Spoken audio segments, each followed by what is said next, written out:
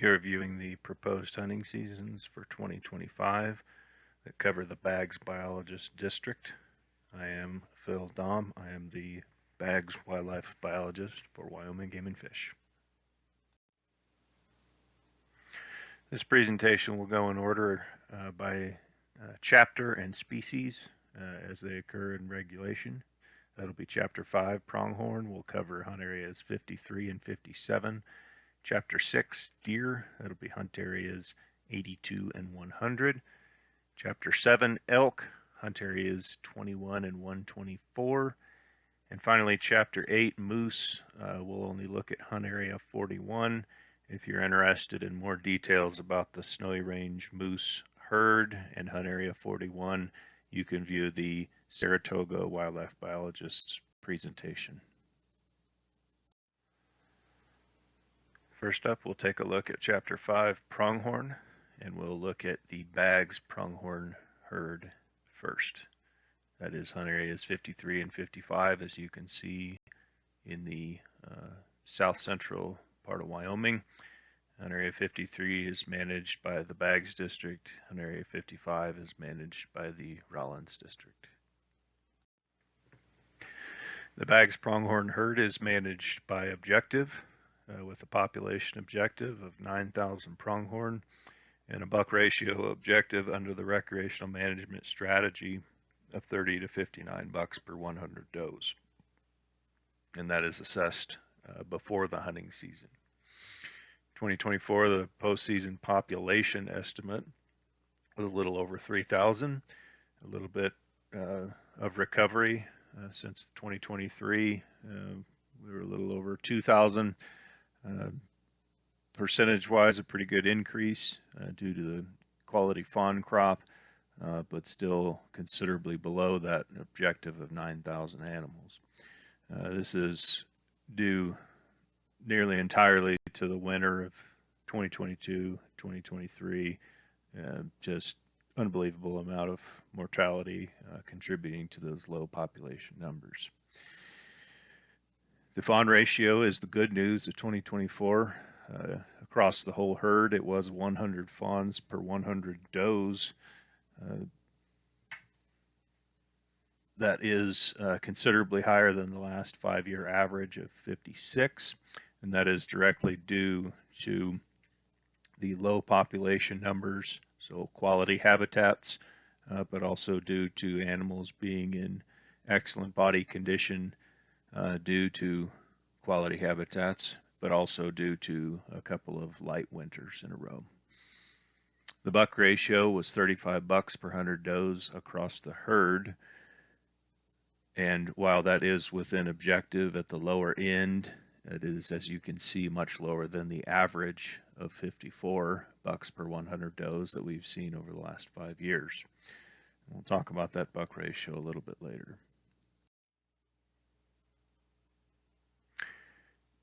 Not much harvest data was collected in 2024 due to limited hunter numbers and so difficulty finding hunters and finding animals to get our hands on was certainly the issue there. And not a surprise given the harvest graph you see on the screen there. You can see in 2023 and 2024, harvest was down 50 or less animals as compared to previous years when we were harvesting several hundred animals each of those years. So not surprising, didn't run into many hunters out in the field.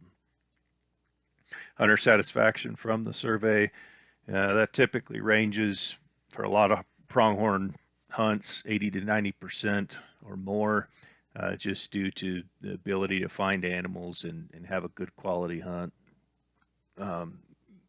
That number did drop in this herd to 75% in 2023 and 73% in 2024.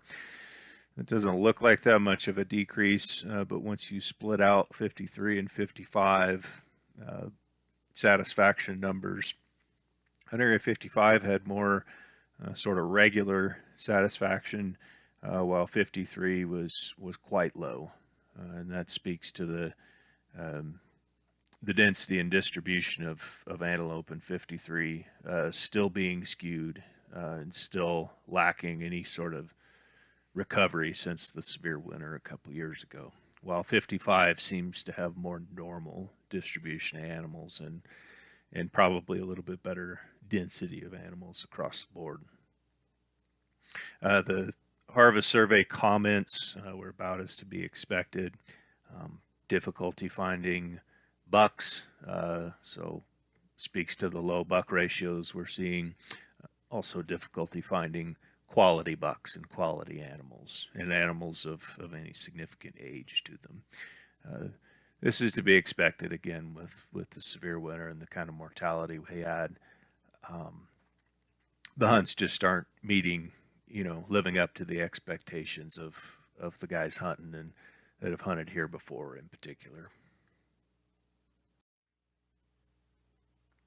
With all that being said, we are not proposing any changes to the type 1 quotas for either 53 or 55. Those remain at 25 and 50 respectively. This is due to, as I mentioned in the previous slide, the distribution of the pronghorn, the ability to access those pronghorn. In 53, for example, right at 1/2 of the pronghorn classified in the pre-hunting season routes were classified on the river corridor. That was in 2024. In 2023, right at 2/3 of the animals were classified in that river corridor. So that is an improvement. You'll see on the slide there, those 2 years are mixed up. So half the pronghorn were classified on that river corridor this last year. 2/3 of the pronghorn were classified 2 years ago on that river corridor. And we did see disparity in the buck ratios between the two hunt areas. Hunt area 55, we had 50 bucks per 100 does, so looking pretty good up there as far as buck ratios and distributions are concerned. Still not the numbers we would expect to see, but as we discussed, distribution in 53 is very highly skewed to the southern end in the private lands, and along the same lines, buck ratios were considerably lower in 53 at 28 bucks per 100 does, and that is below that objective number.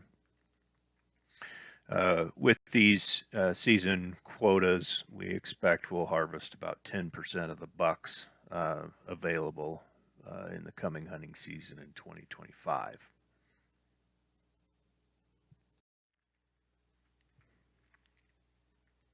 You likely will have noticed in the previous slide that there is an increase to those type 7 license quotas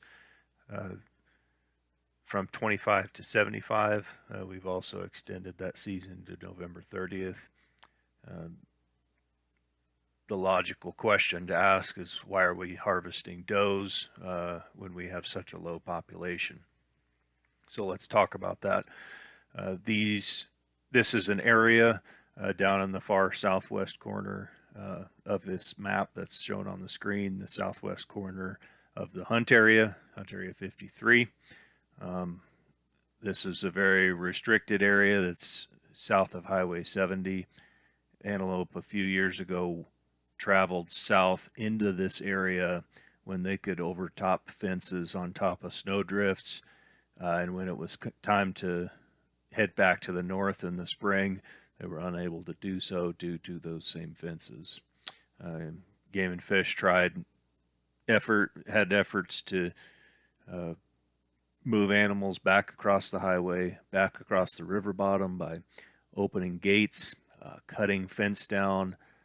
Some antelope did go back, but a large cohort of antelope did remain in that area, and they are unable to return. So that's where these antelope came from, given that they're unable to leave, unable to really contribute back into the herd. We are proposing this harvest up there for a couple of reasons. It is a concern of damaging the range. This is right on top of mule deer crucial winter range, and those antelope and those numbers up in that area season long, there's certainly damage to the habitat occurring. During the classification route in preseason 2024, 126 pronghorn were classified in that area, and that was 26% of the entire sample size for the hunt area was in that small area. This was a 58% increase over 2023, and 83% of those animals were does and fawns. So that's the reasoning behind this license, and why we're proposing to continue that hunt even with the population below objective so far. We'll continue with Chapter 5 pronghorn with the Bitter Creek pronghorn herd. This is hunt areas 57 and 58. Hunt area 57 is managed by the Baggs District and 58 by the Rock Springs District. You can see the location of those hen areas on the map just west of the Baggs herd, as we talked about in the previous slides.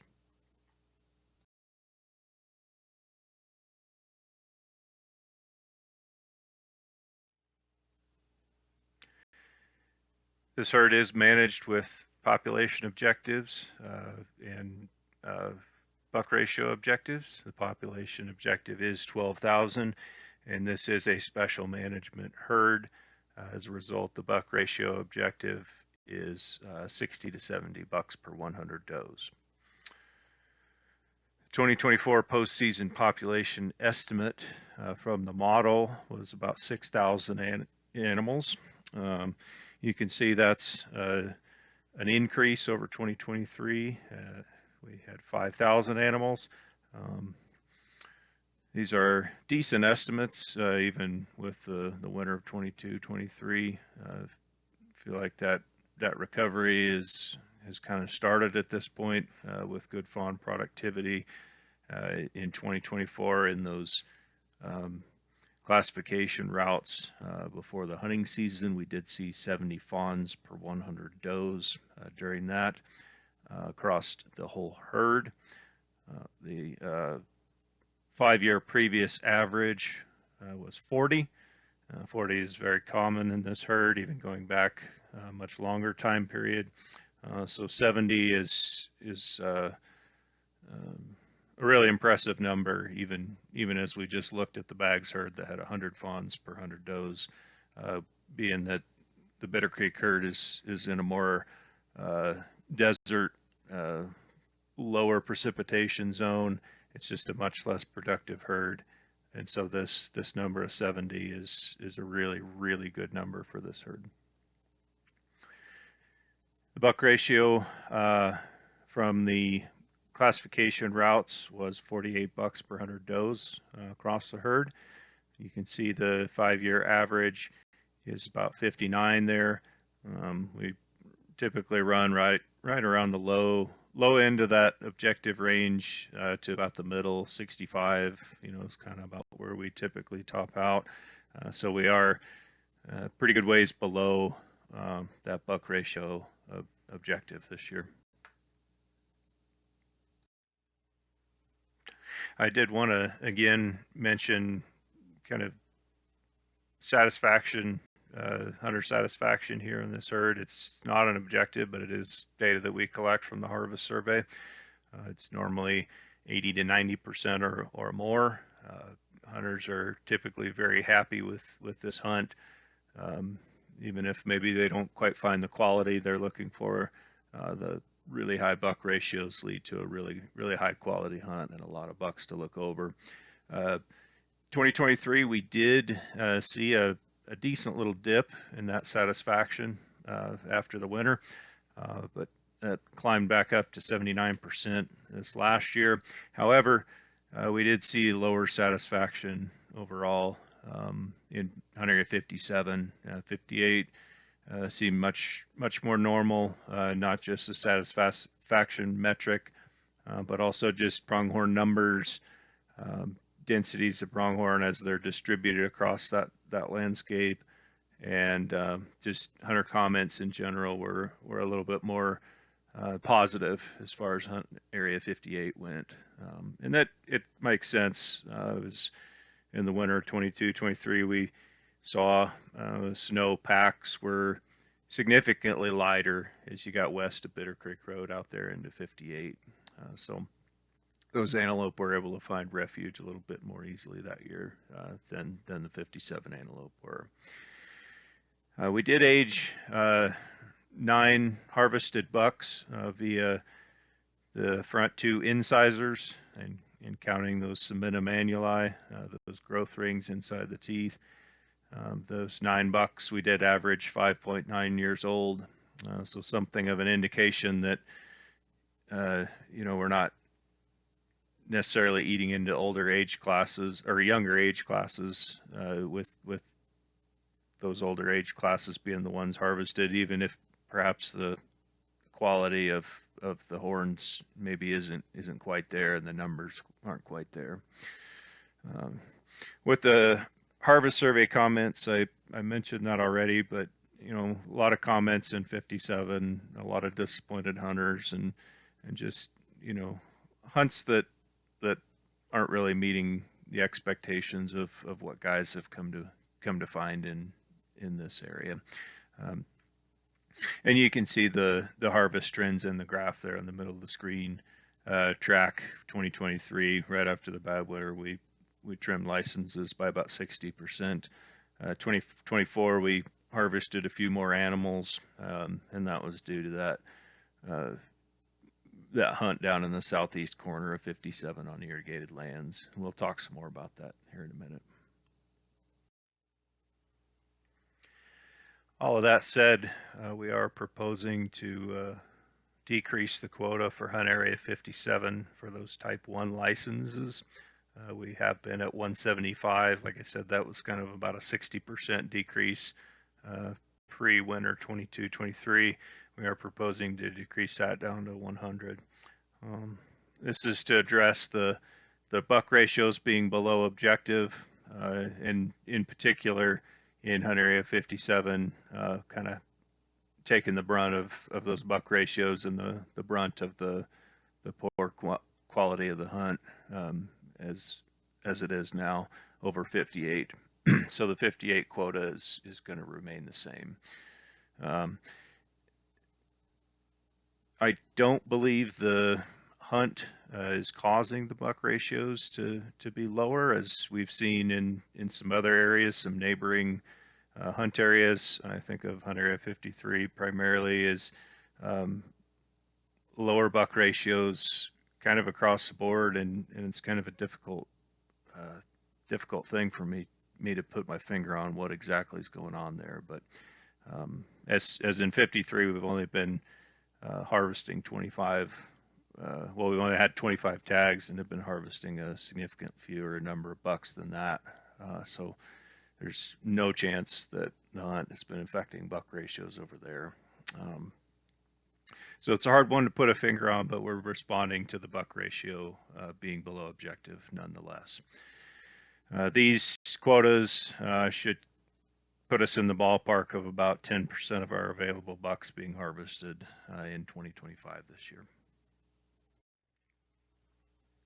As I alluded to, mentioned before, and as you probably noticed on the previous slide, and from hunt area 53 in the bags herds discussion, we are increasing that license quota from 25 to 75, and that is the same quota that is in the hunt area 53 table that we already looked at. So that is a total increase of 50 licenses between the two hunt areas, going from 25 to 75. As you can see on this map, this is hunt area 57. That little circle is a circle around the small limitation area that these licenses are applicable in, and similarly to hunt area 53, we've got a lot of antelope down there resulting from a number of factors. It's very isolated. These antelope don't really have any opportunity to contribute to the rest of the herd. We did classify 108 pronghorn down there. That was 170% increase over 2023's classification numbers, and 86% of those individuals were does and fawns. So as a result, a little bit different situation is it's not range like the Hunt Area 53 limitation is. It is almost all irrigated hay meadows that are being affected. So trying to get a little bit of a handle on these things before they get too far out of control. Next up, we'll be discussing Chapter 6, and that is mule deer. This is the only herd in my district is the Baggs mule deer herd, and that is hunt areas 82, 84, and 100. 82 and 100 are also applicable general license areas for the Region W non-resident license. 84 is a limited quota area, and it is primarily managed by the Rawlins District.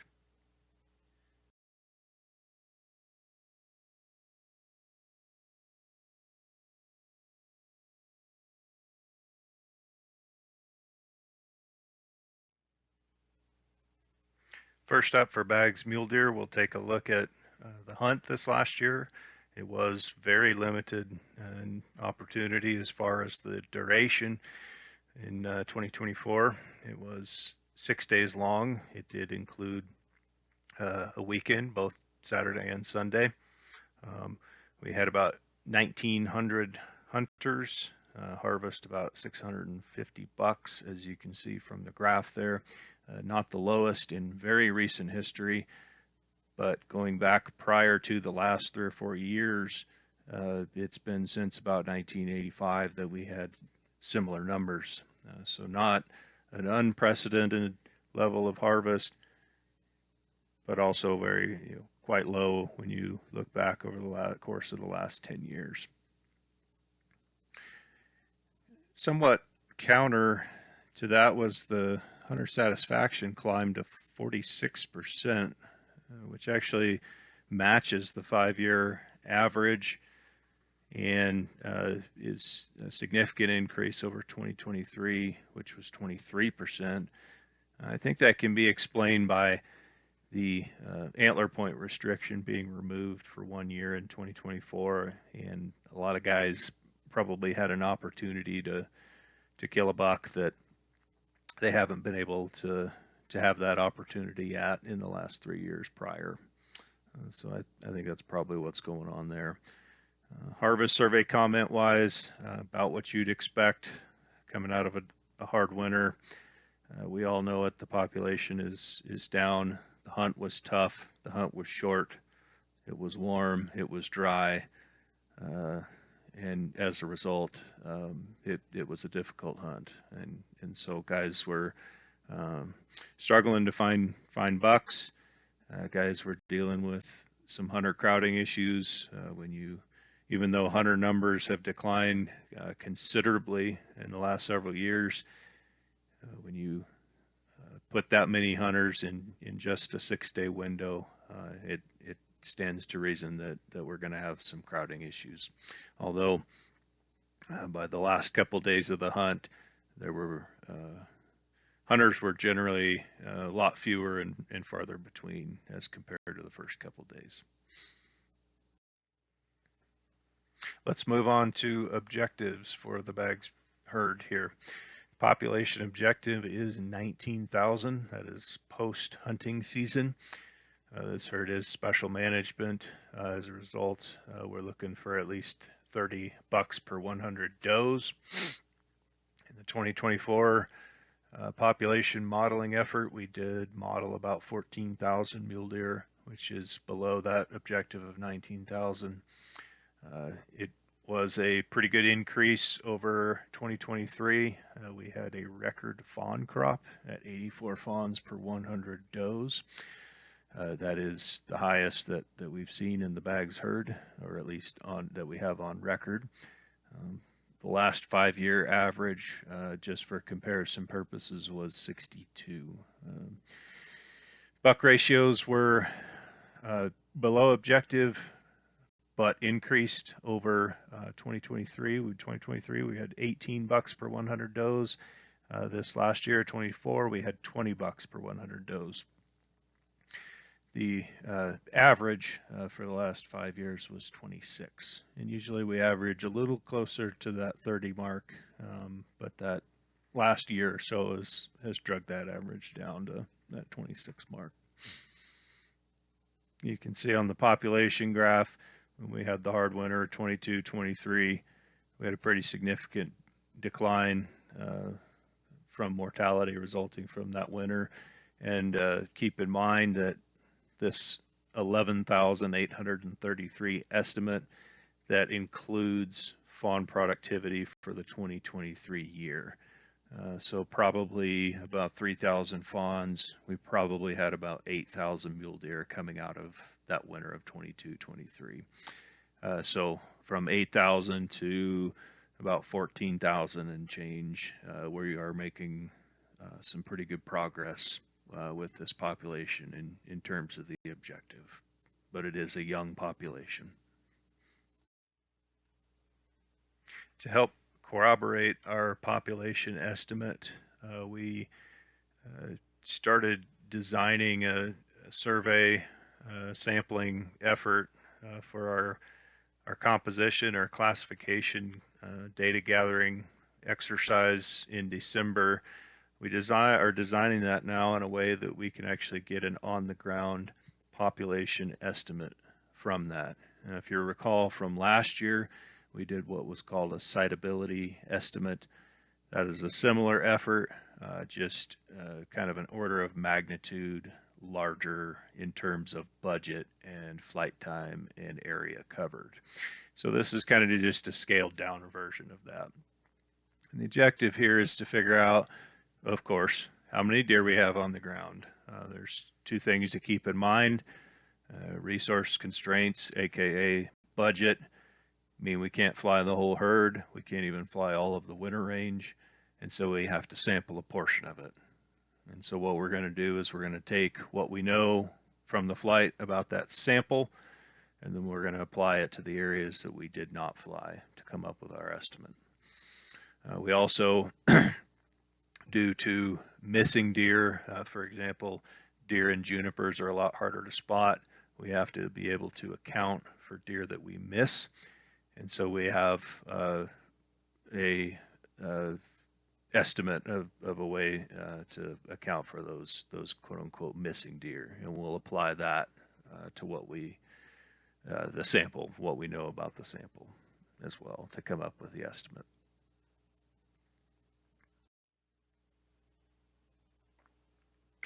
Here's what we found with that composition abundance survey.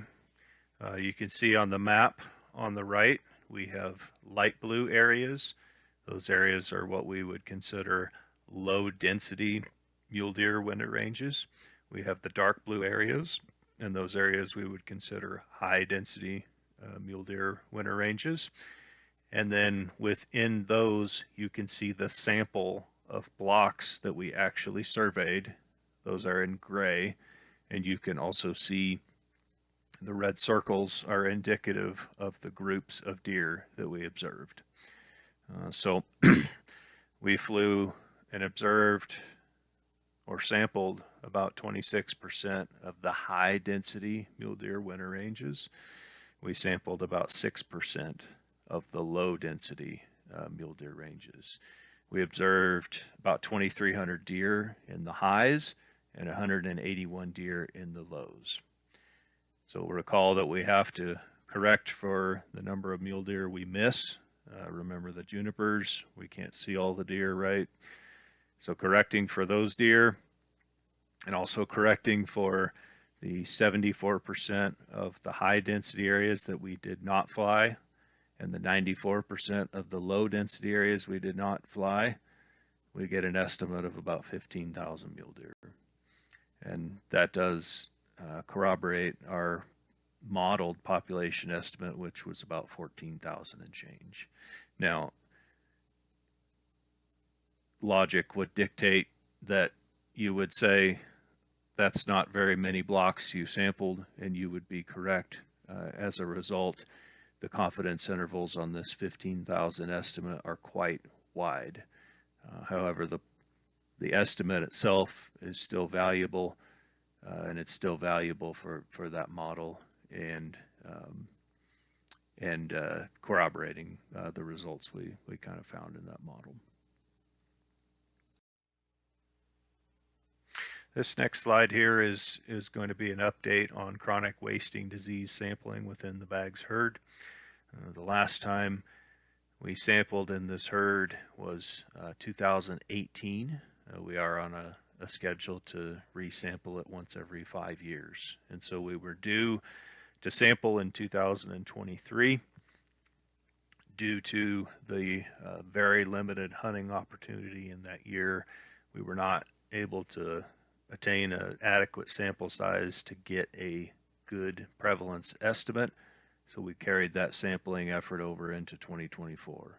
Between those 2 years, we did get our hands on 220 samples from harvested adult bucks, not 1.5-year-olds. These are all just adult deer.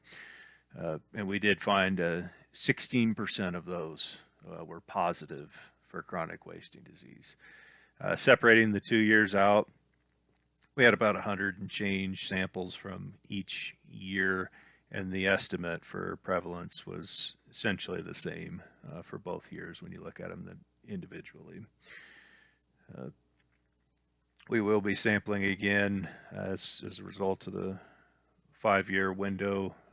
Plans are in 2028.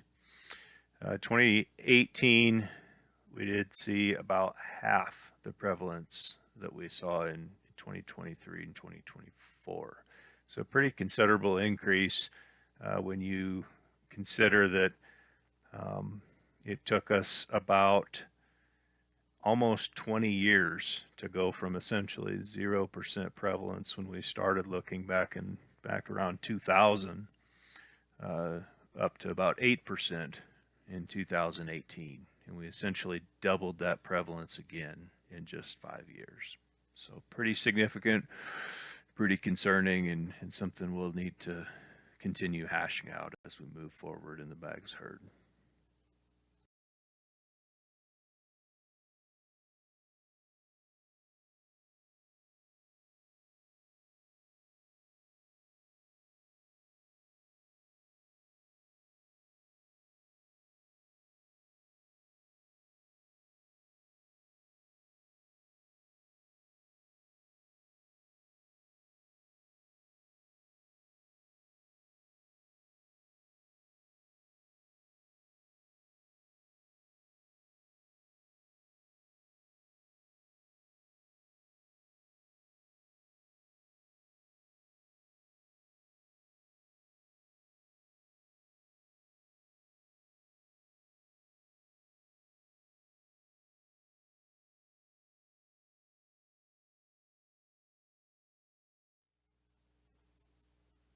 Just a little update on predator work we've been doing in the Baggs deer herd. And this is a very similar slide as last year's. We increased mountain lion harvest limits starting back in 2022 by 43%. We had been stagnant for a couple decades. We have not reached that harvest limit in the last 2 years. The season's not quite closed yet this year, but it does not look like we're going to reach that this year. This is in part, I think, due to the hunts we've been having, but also in part due to the state of Colorado modifying their season structure a little bit a couple of years ago and putting a little more pressure on lions just south of us across the border in Colorado. So definitely working on the mountain lion population pretty good, and that should help this deer herd rebound when it's in this low numbers level and low population level right now. Black bear wise, we increased that female black bear harvest limit back in 2023 by 26%, and that was after an increase of 36% back in 2020. Uh, Both of those increases led to a record harvest of bears in 2024. We take a look at those seasons once every 3 years, so that will be forthcoming in the next year or so when we start taking a look at that again and see what impact we're having on that population. But by all accounts, despite record harvest, black bears seem to be doing well in this area. We're maintaining our coyote projects with Wildlife Services. We had a special pool of money after the hard winter to do some extra work kind of across the remainder of the herd that we haven't really done much work in. That was a one-time opportunity that was completed. We are proposing to continue the coyote project that has been in place for a number of years down here at the south end, kind of covering the majority of the fawning grounds in the southern, say, 1/3 to 1/2 of Hunt Area 82. So that will continue, hopefully, upon approval here in the coming months.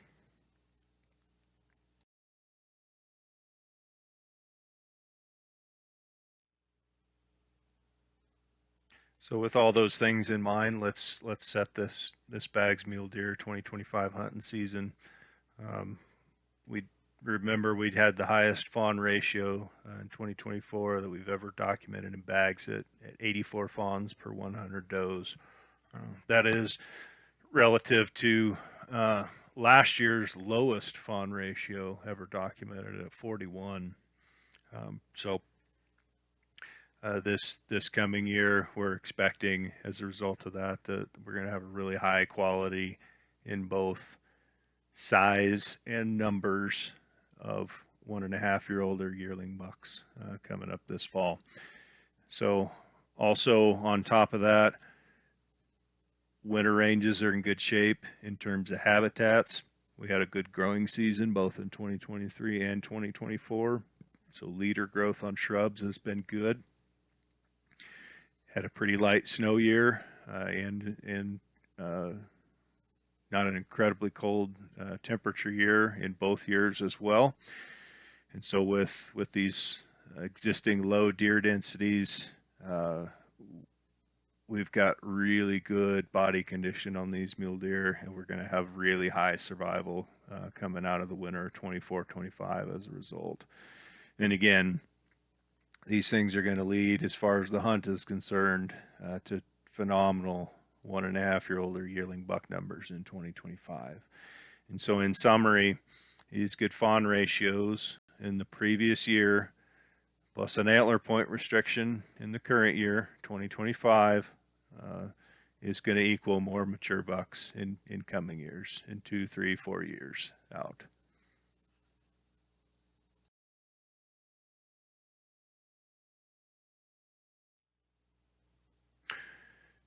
So with those concepts of fawn ratios and quality yearling bucks in mind, we are proposing that 4-point antler restriction on a side for the 2025 hunting season in Hunt Area 82. Remember, we did not have a restriction in 82 last year. So this is a very much a conservative move in terms of harvest going into the 25 season. We're going to maintain that same antler restriction that we've had for quite a while in Hunt Area 100 at a 4-point restriction. Again, playing with fawn ratios and APRs and things may not quite work as well out there, as they don't have the fawn productivity that we do in this migratory herd in Hunt Area 82.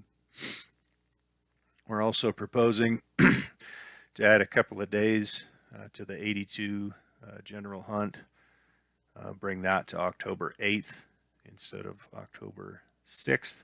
That is a couple of extra weekdays. So little bit of extra time, but unlikely to really result into much extra harvest, just due to the timing and the fact that it's during a weekday, and the fact that we've got a 4-point antler restriction on as it is. We're proposing to continue the couple of days of youth season. We are proposing to bump that back to the weekend, that is October 11th and 12th. This would overlap youth elk season if that proposal goes through as well. Finally, we're proposing to add a type 3 any white-tailed deer license line there. You can see in the middle of the table. We are proposing just 25 of those licenses, as the area where whitetails occur is fairly limited down on the Little Snake River bottom in Hunt Area 82 and 100. It's a fairly modest number of licenses, but with the area, it's not going to really have a large impact one way or another, but could provide a little bit of extra opportunity to get after the whitetail bucks in a little extended season outside of the regular general season.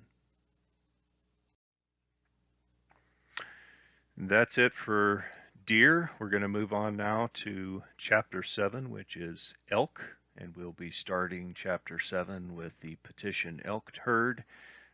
That is Hunt Area 124. Those overlap, if we're looking back, those overlap Hunt Area 57 and 58 for antelope, so same area there.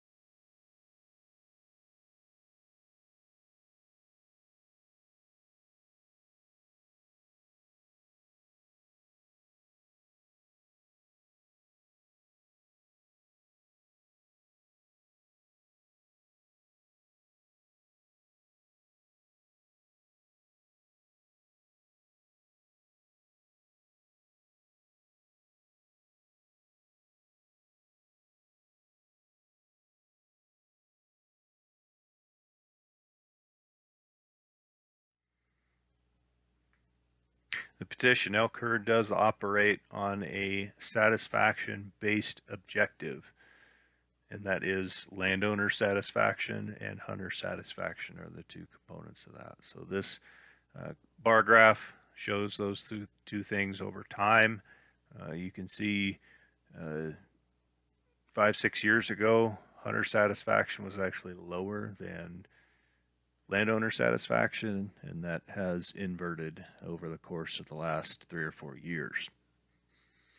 Satisfaction did go up a little bit for landowners this year at 27%, but you can see with the breakdown, some are dissatisfied because they feel there are too many elk, and others are dissatisfied because they feel there are too few elk.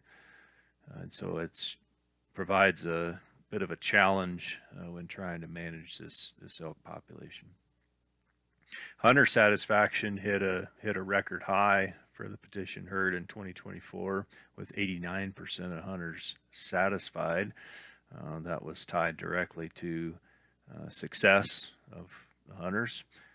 So good quality hunt, lots of good comments, although we did have a few comments indicating maybe there weren't as few elk or maybe as many mature bulls as maybe there have been in the past.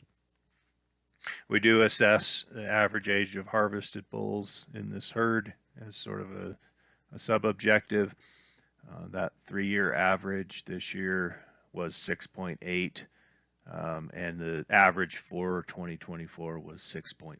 So tracking right along with past averages was that 3-year average.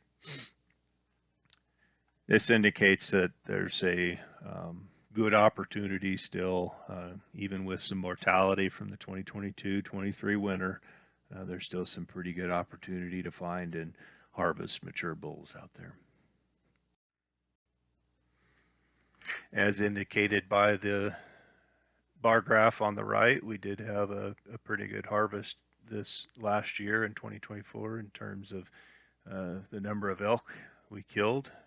We actually killed the most elk in the history of the herd this last year, and that is not including the Chapter 34 area elk, as we'll talk about here in a minute.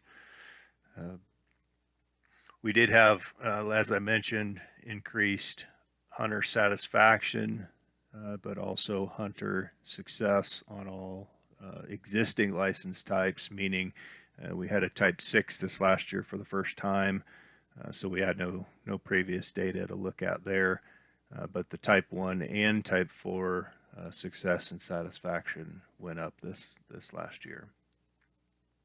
That Chapter 34 is an auxiliary season. It's typically put in place when elk are causing damage issues. We did have a hunt down there in the southeast corner along the Little Snake River this last year, and we killed 34 cow-calf elk on private lands only down in that area.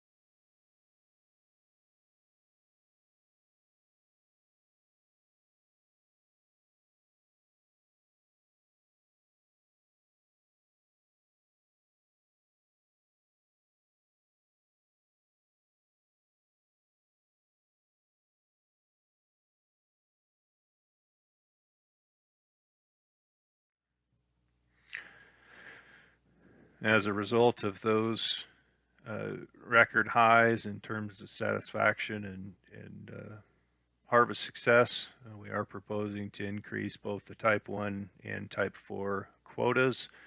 The type 1s we're proposing to go from 70 to 100, and the type 4s we're proposing to go from 100 to 150.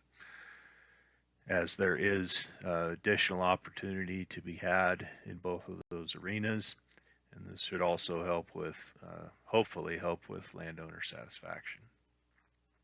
The type 6 hunt that we started last year, we are proposing to increase that quota from 25 to 50.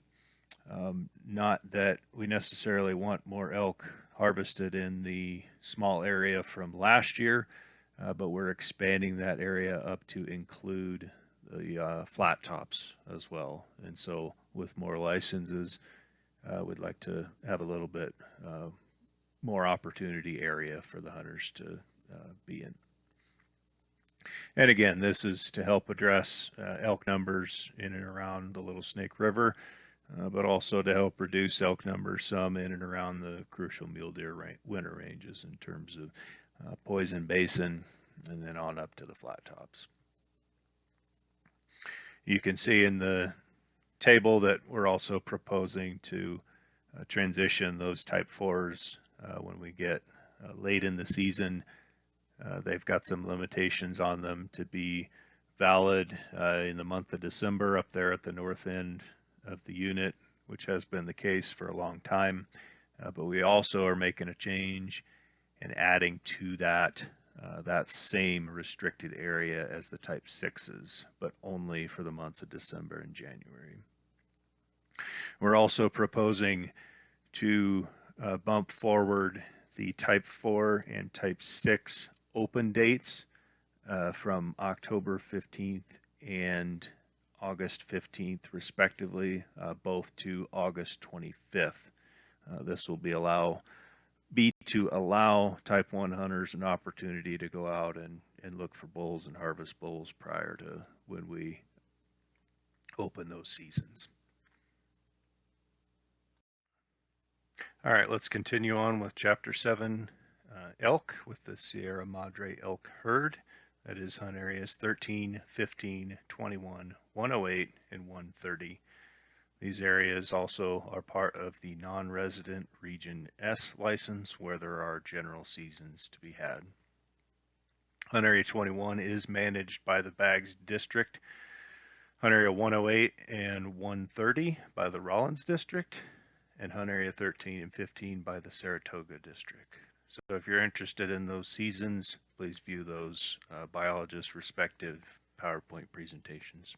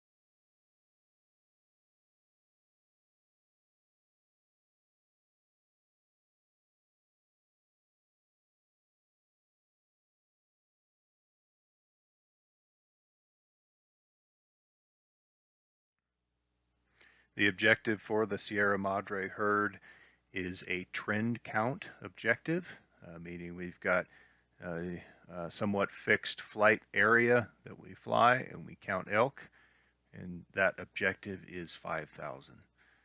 That doesn't necessarily mean that there are 5,000 elk in this herd whenever we have a trend count of 5,000.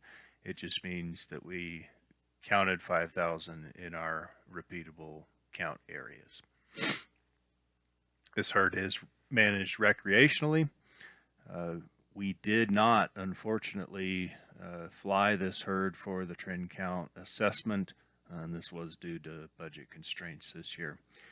That said, our last 3-year average, 21 to 23, was 5,528. So we are within that objective range. Pay little attention down there on the bar graph to that last 2022-2024 average, as it is only inclusive of a couple of years. And it includes the 0 year in 2024. We did classify a small sample of elk from the ground, about 1,000 head between the east side over in the Platte Valley and in Hunt Area 21. We did see a pretty typical calf ratio at 26. Last 5-year average was 33, and a bull ratio of 33. Last 5-year average of 31. Wouldn't put too much stock into these numbers this year with that low sample size. However, they do kind of fall right within those normal ranges.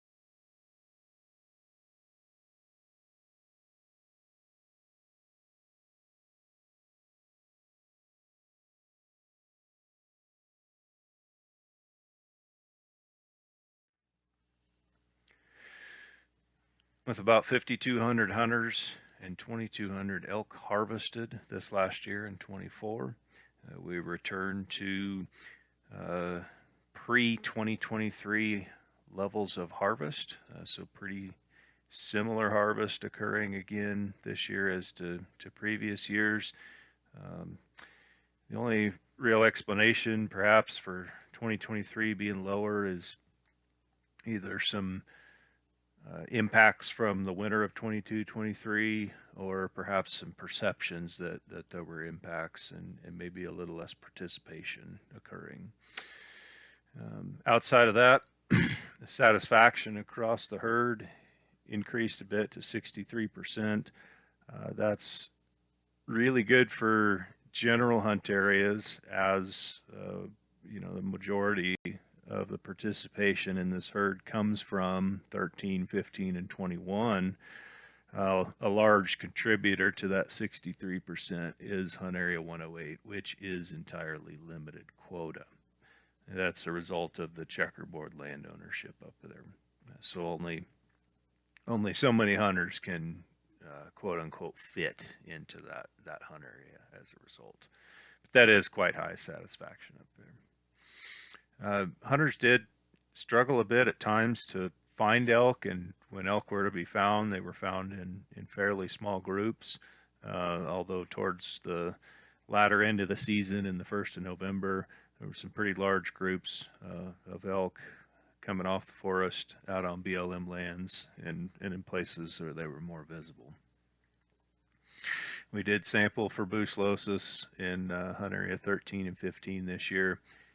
With 26 samples, we had no positives detected. That was after 2 years ago we sampled in Hunt Area 21. We did not have any positive detections there either. All of that said, here are the proposed seasons for the herd. I'm not going to cover all of these in detail, as you can refer to the other biologist presentations to look at those other areas. Feel free to pause and take a gander at this if you'd like, though.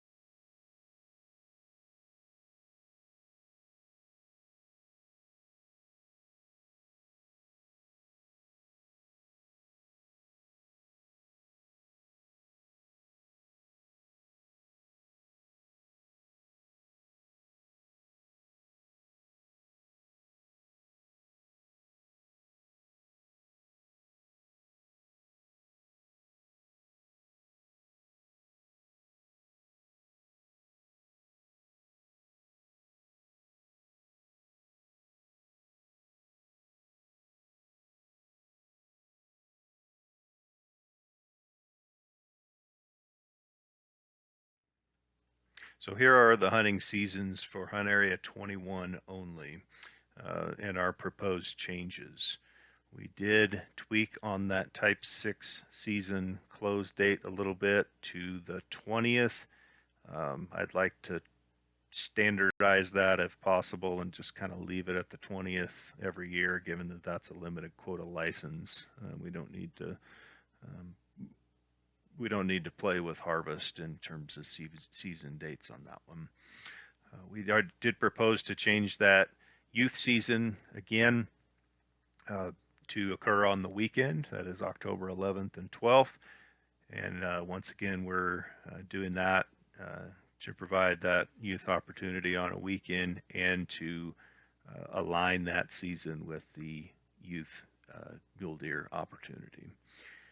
We also propose to increase the Type 7 private land only license from 25 to 75 quota. That's just to help the private landowners have the tools that they need in their toolbox to be able to manage the elk on private lands to hopefully avoid leading to damage situations.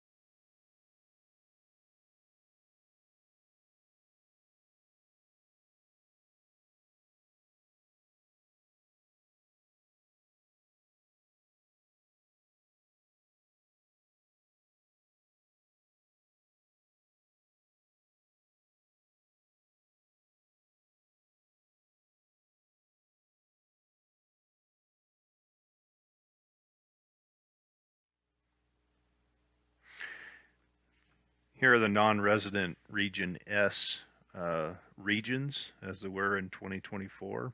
I don't believe there are any map changes in the coming year. And those licenses will apply for each region and the respective general season hunts within those hunt areas in those regions. The 2025 Region S quota is to remain the same. You can see in that upper right table there, 32% of hunters hunting on the southern region general license hunted in Hunt Area 21. And this sounds like a lot given the number of other hunt areas available. This led to 339 hunters participating in that hunt. However, this is a similar number of hunters as in past years when we had a statewide general non-resident license. So no real significant changes there, even though the numbers do look kind of alarming. Finally, we're going to take a look at moose. We'll only be looking at Hunt Area 41. As that is the only one overlapping the Baggs district. If you're interested in those other hunt areas, you can view the respective biologist PowerPoints for those hunt areas.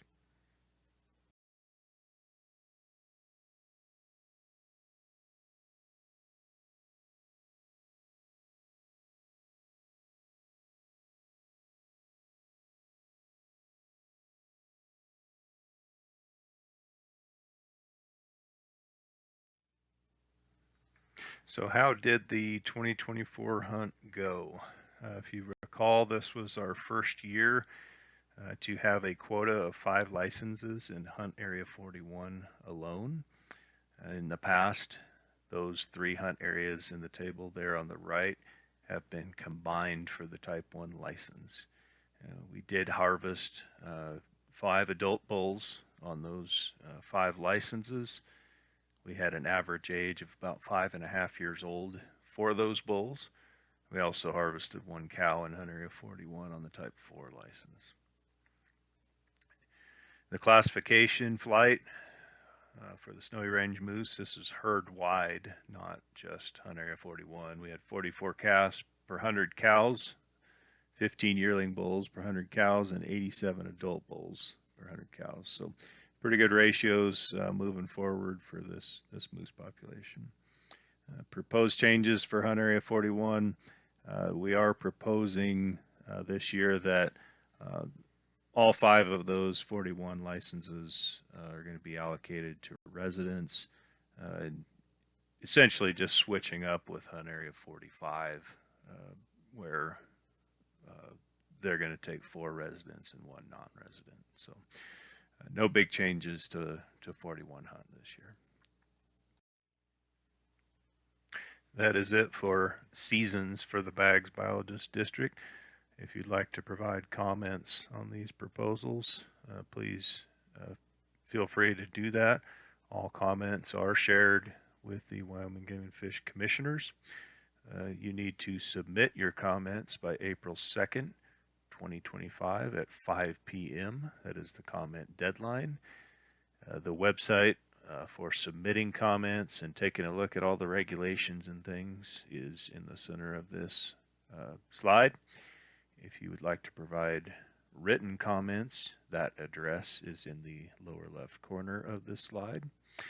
The next steps after this, as far as season setting goes, is we will review and analyze all public comments on proposals and then pass along final recommendations for the Game and Fish Commission meeting on April 22nd and 23rd. That meeting is in Casper. That concludes the season proposal presentation for the Baggs Biologist District. Again, I am Phil Dahm, the Baggs Wildlife Biologist. Please feel free to reach out to me with any questions or if you need any clarification on anything or would like any additional information. My contact information is on the screen there. Thank you.